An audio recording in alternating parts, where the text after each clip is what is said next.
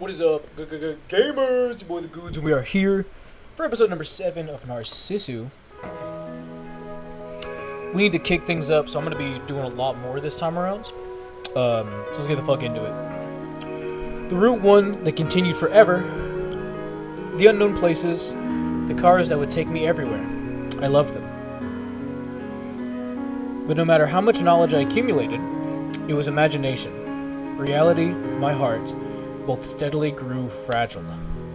I had a swimsuit, I had maps, but I had no future. I even had a world outside the window, but I had no reality that I could touch. If I closed my eyes, I could go to a world of nothingness, but it wasn't as if this world itself had disappeared. I knew that. My lifelong companion was resigned to the world of closed eyes, and yet, always imagining what if, hoping for a maybe, gazing at a dream. But in the end, yearning never went beyond longing, both the bikini swimsuit and the emerald sea. The large scar on my chest advised me to give up. But, spending most of my time in a hospital, spending time only in the world of my closed eyes, being unable to choose anything but the 7th floor or home was pitiful, without being given room to choose. But even saying that, unable to even find that place, I felt myself to be pathetic. Even though I had lived 22 years. Just once, let me do as I please. When I murmured that, the time that should have stopped felt like it swayed. On that day, the heart that should stopped hurt.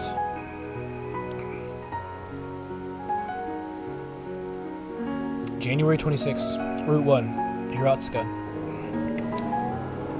The cleared blue sky of winter reflected on the hood as the silver coupe ran. As always, it ran without a destination, but for the moment neither gasoline nor shopping seemed to be a problem. Soon we were about to enter a large intersection. Last night I hadn't gotten the girl's approval, but I just generally headed west anyway. It was just, I had absolutely no idea about the geography, and the cost of using the expressway seemed painful. While thinking about that, the large intersection came up ahead. Without thinking about it, I was going to drive straight through. There, left. Turn left. Suddenly, the girl gave me directions. While wondering what it was, I followed her instructions and made a left turn, coming out onto a large road. Just what was that? This is Route 1. For a while, go straight. For a while? Her sudden directions left me surprised. Up until now, she had come along, and while she seemed to know everything, this was the first time she spontaneously gave me directions. Is it that you've started wanting to go? To that place, Awajishima. Problem? No, that's not what I meant. We had driven without any destination. I, who had been wandering around wanting a goal, and the mysterious girl always looking far away. What came from that girl's mouth was unexpected. It's not that I'm expecting anything. It's not like I want a swimsuit. What are you saying? It's nothing. January 26, Route 22, Nagoya. Under the clear winter sky while reflecting the sunlight, the silver coupe ran on. It passed through Hakone with its steep inclines and sudden curves, and now the roads turned much gentler. Hey, this place is around where? Aichi-ken, and soon we'll be entering the city of Nagoya. Thinking of our money, we drove on the lower roads without using the expressways. Myself alone, it would have been absolutely impossible, but following the girl's directions, we went on. The girl who was more knowledgeable about a navigation system pointed out the way. I didn't know the reason why, but I felt that it was probably the right route. At the next intersection, enter Route 22. Got it. Changing lanes as told, I turned the wheel. In the scenery flowing by the window, we first saw a busy city stretched far to the north. Then, while all unnoticed, the scenery around us slowly turned to more calm things. Hey, you want to go there? By the side of the national road, some family restaurant chain. As I drove, I pointed to it and continued speaking. Look, up until now we've only been eating convenience store food, right? Of course, we hadn't been eating only convenience store food because we liked it. We had to consider our money and didn't have that sort of room for choosing. But now we just had a bit of room financially. That's why I made the suggestion. Well, once in a while a restaurant's good too. I'm fine at the convenience store. While saying that, just a bit, the girl looked down. It seemed like she was looking at her clothes. Ah, that's right, she'd been wearing those floppy clothes all this time. Got it, then want to go there first? There? Look, the store's just up front, some kind of jean shop. It was one of those places often seen along national roads that looked like some kind of wholesale outlet, dealing in jeans and casual wear. I'm sure a store like that would have things that don't cost that much. Well, we're going in, okay? There was no reply. There was also no resistance. Could it be that if she didn't object, I could think of it as agreement? We entered the store. On the large 2 floors, the girl curiously went around many of the sections. She was silent as usual. She might have looked unchanged from her usual appearance. But somehow it was slightly different from the time she was lifelessly staring at whatever came on boring television. Over and over she would pick something up, look at the price tag, and fall into thought. And while trying things on, she would come up to me. How is it? How is it? It suits you. It's not strange? Probably. Over and over like that, the girl would change clothes and come back to show me. She would never smile or show any affection, but I sensed somewhere that she was enjoying herself. How about it? Decided? I'll take this. While saying that, she showed me the last set she changed into, a cute shirt and a short skirt. Those clothes were just exactly like a middle school or high school student's, but she happily wore them. Certainly, she had said that she was older than me, but however you looked at it, when put together with a figure that really didn't look older, it suited her so well it was charming. But that skirt, isn't it better if you gave up on it? Huh? Ah, no, it's not that it doesn't suit you or anything. Look, it's cold, isn't it? It's not an outfit for this season. It's not particularly a problem. I'll endure it. When she answered, I could see just the slightest bit of red on her white face, even though normally she would absolutely never show any emotion. Could it be that she's embarrassed? It was the first time I saw her show emotion. We continued on driving. Under that high winter sky, the silver coupe with a slightly noisy exhaust continued driving. Next, go into Route 21. Alright. As usual, we went on following the girl's navigations. Before we knew it, we were in Gifuken. Normally, except when needed, the girl would always be gazing out the window, but now and again she would happily look at her reflection in the side mirror. As if she were trying to avoid my noticing, she peered into the mirror. What? Nothing. The clothes from before. Looks like you like them. Not particularly. It's not that. Saying that, she stopped looking at the side mirror. But after a while, when I was looking away, the girl once again started checking the mirror. In the end, she's got a cute side, it seems. From just that little thing, just normally, and only normally, I thought she was cute. When the sun had completely set, by some roadside somewhere, we had once again finished our meal at convenience store food. I need to pick a different translation next time I open this fucking game. This one sucks. Say, I wonder what's become of things now. Even now, wrapped around my wrist, the white vinyl bracelet. On it, my blood type and name was recorded. As I looked at the hospital's nameplate, I murmured, "You think there's been a big uproar?" Probably. Yeah. Parents, friends, as well as the hospital doctors. When I thought that even if only on the surface they were worried about me, it pained my heart a little. Sorry, Dad, everyone. Going off and doing something selfish. Say, you. Something the matter?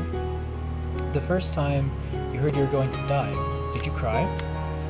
At the girl's sudden question, for a moment I was taken aback, but I thought about the weight of the question for a time. I think I didn't cry.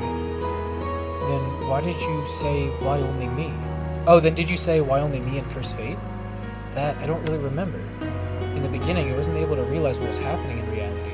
I think it was because I couldn't conceive of it as being real. However, in truth, there might have been a bit of that. The friend I went to the training center with bought a new car, complained about how much trouble the 36 loan payments were. There were those who got jobs, those who got left back in school, those who had kids, those who were dumped by their girlfriends again. But I was denied a future. That was why, to be honest, I think there had been the feeling of why only me. Even when I was told that this was fate, still, I think there was a feeling of not wanting to give up. Then, what about you? Me? Yeah, did you cry out of sadness or curse fate? I was fine with it. Why? Because from the start I didn't wish for anything. Because I had given up. I see. If you gave up from the start, there would be no disappointment. If you look at your past, there wouldn't be any happy things, but also no painful things. But I had a feeling that way of thinking was far too sad. Or perhaps, in the girl's case, maybe there was nothing else that could be done. A movie that I saw before said that wolves only live 3 years. What, wolves? Suddenly the girl started talking about something I didn't really get. But it said that donkeys live 9 years. What's this? Wolves are 3 years and donkeys are 9? Donkeys are useful, so they live long. That's how it is, it seems. The girl looked lonely as she gazed out the window, her words sliding out. This was probably, to this girl, the excuse she gave herself, the excuses she could give up. Under the evening winter sky, we continued straight along Route 21. Dancing in the darkening sky, lightly floating specks of white. It seemed that, depending on the circumstances, it might snow harder. Something wrong? Yeah, it's snowing. Then I noticed that the sides of the road had become white with fallen snow. I didn't know we'd come to a snowy area, but everything looked like it was stained with white. This might be trouble. For what I had seen before, the tires weren't steadless winter tires. If further ahead there was an even snowier area, it might be troublesome. Hey, is this place a snowy area? Yeah. Well, if the snow gets any worse, it might be difficult, you see.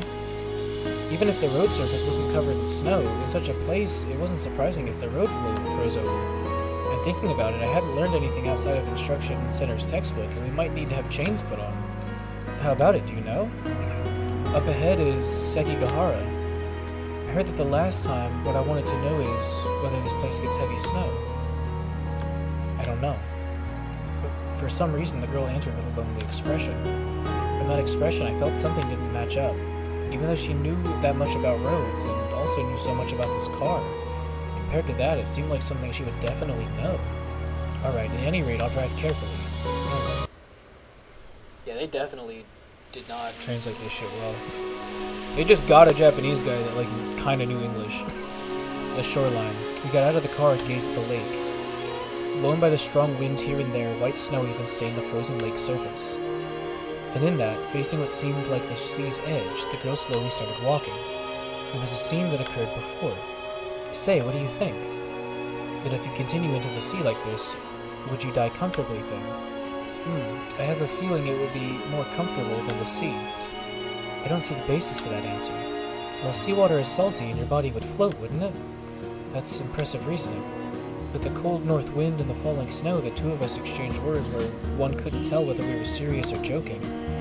And then the feet that had briefly paused once again started to move towards the lake. I guess you aren't going to stop me. Well, today you don't plan on dying, right? That may be so. That place, Awajishima, how much further would that be, I wonder? It's not as if I wanted to go there, or that I had some sort of obsession with it.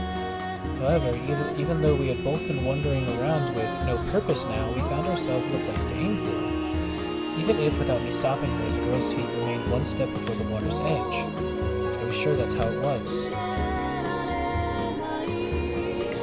From there, go back to Route 1. Got it. From Route 8 back to Route 1. Following the girl's navigation, this time headed towards Kusatsu.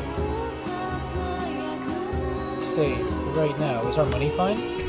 We still have about 30,000 yen. Before we had bought clothes, other than that, we continued our usual convenience store fare. Is something the matter? Then you want to go on the expressway? Expressway? We can't go all the way using the smaller roads? Certainly up until very close you can. But in the end, you'll have to take a toll road, so... I see, well, it's Awaji Island after all. I didn't know the details, but in order to get to Awajishima, one had to cross Seto Ohashi Bridge or some other bridge. But from Kusatsu, get to the bypass. Alright. Following the girl's direction, we went from the Seta interchange and connected onto the Umeshin Expressway. Compared to the normal roads we've been running onto until now, it was obviously a better maintained road. There were no traffic lights, and with the good visibility of the road, even for the first-time expressway driver like me, I felt it was easy to drive on. It was just, if I were in a high-speed lane on the right, the cars that came up behind were at a ferocious pace were scary. At the start, I didn't know what passing was, or what the right blinkers meant, but when I got used to it, I thought driving on the expressways was fun. Amazing, that car. Passing us at an astounding speed, some car from somewhere. We were driving leisurely and couldn't help but look at each other. And then the girl who sat in the passenger seat looked slightly different than usual. Normally she would be looking out the window with distant eyes, but today, curiously, she was looking at the other cars. Speaking of which, for some reason she knew a lot about cars. I pointed at the car from before that ferociously passed us. So, what car was that just now? Come on now, think of it like a quiz. Toyota Celica, overview. Then the one that passed us now? Citroën Cesara. I see, you know them so well, don't you? To be honest, I couldn't tell whether she was right or not. However, the girl that would rarely open her mouth on her own seemed to be enjoying herself as she answered again and again. That was why, without pausing, I continued to speak. The blue one is at Unos, and the red one's at Alfa Romeo. She even answered for 2 cars that passed us at the same time. But you don't know that one, right? As I spoke, this time I pointed to something different from a normal car, a truck. I wanted to see that slightly troubled face from the girl who would show so little emotion. So yeah, I guess you don't know trucks, eh? Nissan Atlas 10. Hey, you're amazing! Even though I was trying to give her a hard time, I hadn't thought she would know even trucks. If you know this much, is it on a level where you can be proud of it? Is that so? I think you can puff out your chest. The girl returned to silence at my words. She seemed just a bit embarrassed. I'm sure she really likes cars. Well then, when we get over there, you want to try driving? But I don't have a license. It'll be fine. I'm sure driving on the beach or something will be fun. Most likely, if you go to Awajishima, there will be plenty of deserted places. Plus, this car was a manual transmission, so once she got used to it, I thought it'd be interesting. Well, in that case, I'll teach you. Well, even so, I'm just a new driver myself.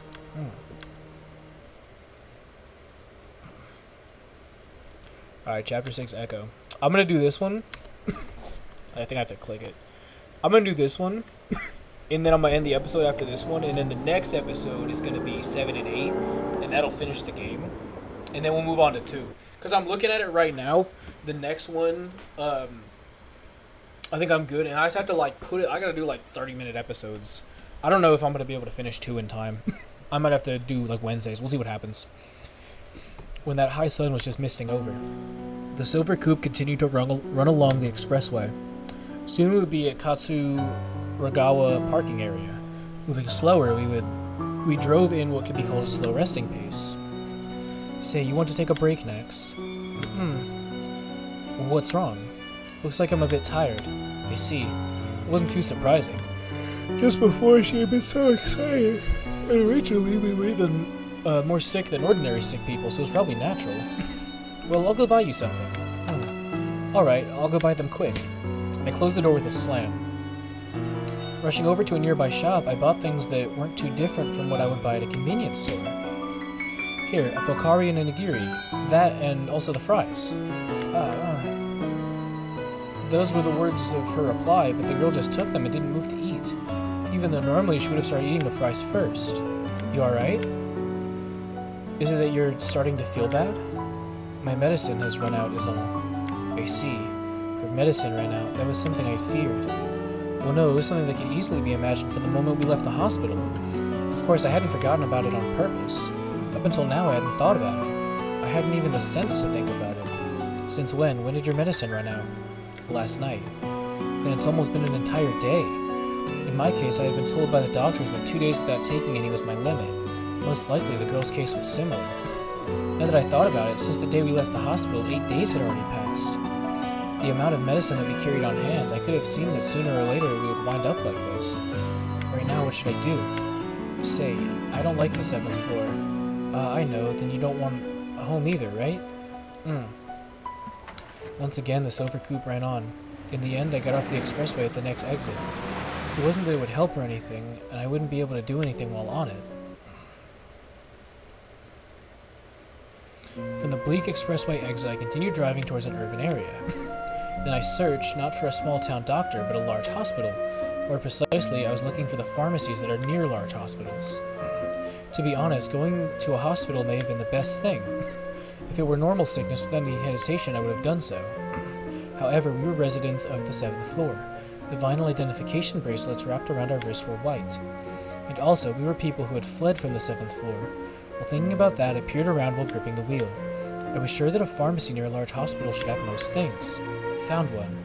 Standing on the corner facing a large street was some large university hospital. Right near it were the signs of 2 or 3 pharmacies. Just when I decided I wouldn't be able to find parking, I found an open space and quickly stopped the car. "Hey, let me borrow your medicine bag." With a mystified expression, the girl handed me the bag with medicine over. I took that bag of medicine used in hospital wards and took out the only paper explaining the medicine. "With this, you should be fine. Well, I'll be back soon." Leaving her alone in the car, I ran the short distance to the pharmacy. Passing through the stuttering, slow automatic door, I came into the store and headed straight for the counter. "Welcome." The person who called out to me was a middle-aged man. Wearing white clothes, he really fit the image of a pharmacist. "I need this medicine, please." Yes, please wait a moment." With that, the man who took medicine explanation paper handed over and went back. Most likely, instead of dispensing normal medicine, this place dispensed medicine from hospitals. When I went to an outpatient hospital before, I remembered going into a place like this to get medicine. Obviously, it was built right next to the hospital, and I thought that most medicines would be gathered here. "Sorry for the wait, it comes out to this much." Eventually, the man returned. In his hand were clear capsules of medicine. He was carrying 2 bundles of them. With that much, it was probably alright for a while. At a glance, there was probably 1 week's worth.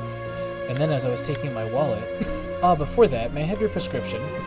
"Prescription? I'm talking about the prescription for the medicine. These are for clinical use, you see." "You received one from your doctor, right?"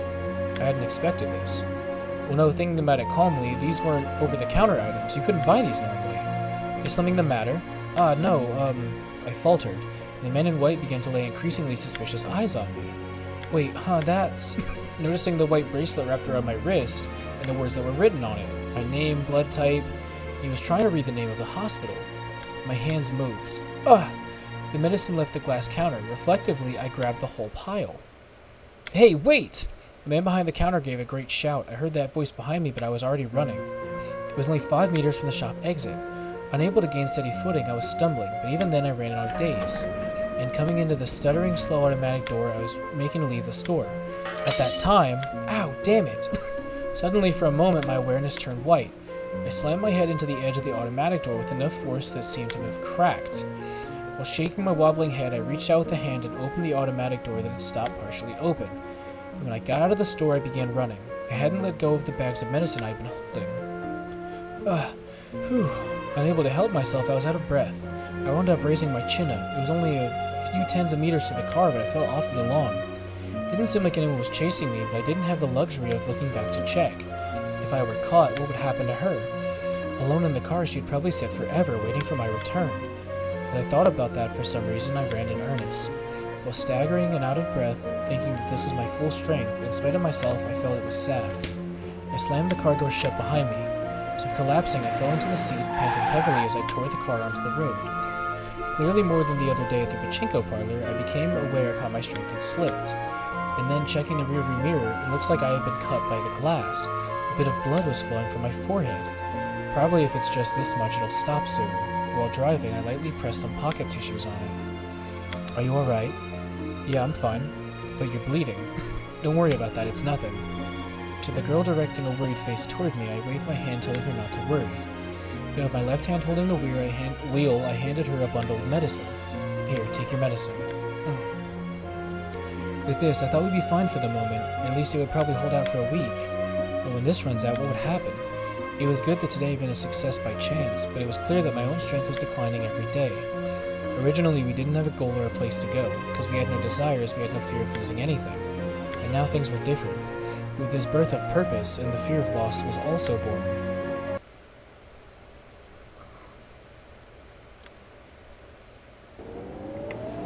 The day cleared up, and that clear, so very high sky was characteristic of a winter spread wide. Once again, we went on the expressway. Right now, we'd left the Suida Junction and were running along the Chugoku Expressway.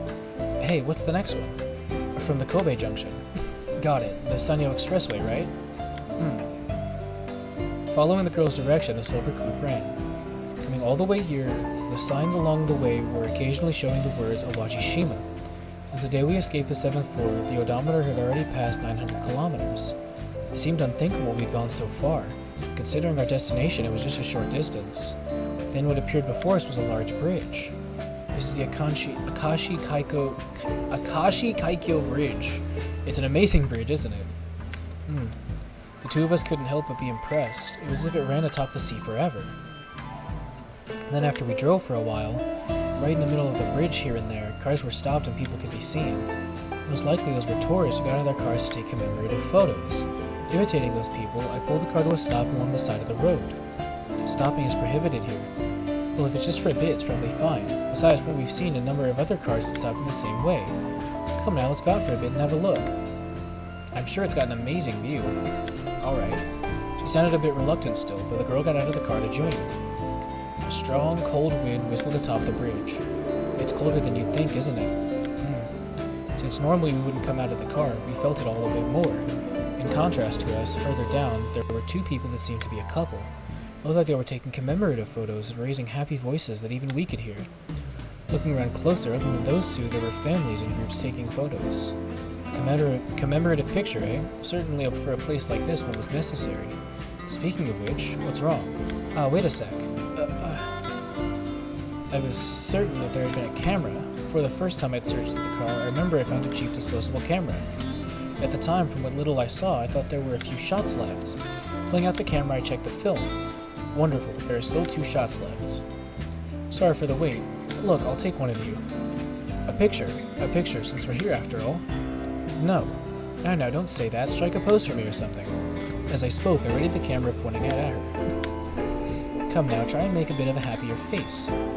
However, maybe because she was embarrassed, even when she finally faced this way, she had on this sulking expression. Or perhaps, for this girl, this was her trying her best to make us smile.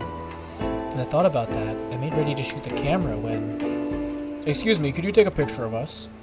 Sure. Some random couple came up to us with a camera in hand. Okay, ready? Yes, please.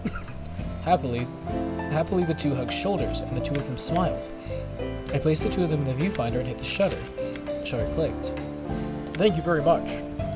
Well, in exchange, we'll take a picture of you two. No, I just press here on the camera, right? Faster than my reply, he took the camera. Actually, it was more like he snatched it. Probably because he was being polite. Ignoring her hesitation, he quickly readied the camera. Come on now, the two of you, get closer together. At those words, I moved my body just a bit closer to the girl. Still looking emotionless as always, the girl next to me moved a hint closer. Can you please pose a bit more? Notably, the boyfriend started adding more requests. In looking closer, the guy's girlfriend was also giving us exasperated looks. Thinking there was no helping it, from behind her back to her shoulder, I slowly wrapped my arm around her. It was the first time I touched her body. The feeling of the childish clothes we bought the other day and the waist-length hair spread through my hands. Looking at the camera, I couldn't see the girl's expression, but maybe she might be wearing that embarrassed pouting face she would only show rarely. Well then, ready! The shutter clicked. Perhaps satisfied they'd taken a decent picture, the couple returned to their car. We also returned towards our old car. Towards our car. Looks like we'd been mistaken. Could it be that we look like it? I said in just a joking way. For some reason it felt fun, and just wound up continuing in that light tone. Well, no. Well, what do you think, Setsumi? What's with that? You're the younger one. Even with those words, the same as always, she was facing the window. Her expression was the same, she didn't even look in my direction. But that was... her eyes weren't the same ones that looked so far away. I had a feeling that it was embarrassing, so she was turning her face away. Looking up at the high sun, that characteristically blue sky spread on and on. From there, we went on for just a bit and arrived at Samoto Interchange. Once again, we exited and returned to the normal roads. We finally arrived, haven't we? Since the day we left the 7th floor, the car's meter showed some 900 kilometers. From an unplanned start, really did make it all the way here. Well, where should we go from here? South. South, got it. Following the girl's direction, I set off. Of course, coming here, even I knew what this place would be. I could see a number of signs for tourists in front of me. However, I followed her navigation. I had a feeling that it would be wrong if I didn't. For some reason, I wanted to do it that way. Alright, there we go. Let me go ahead and end this here. Thank you so much for watching. In the next episode, I'm just going to finish it. I'm just going to completely finish it. But for now, I'm getting the fuck up out. I will see you next time. Bye-bye.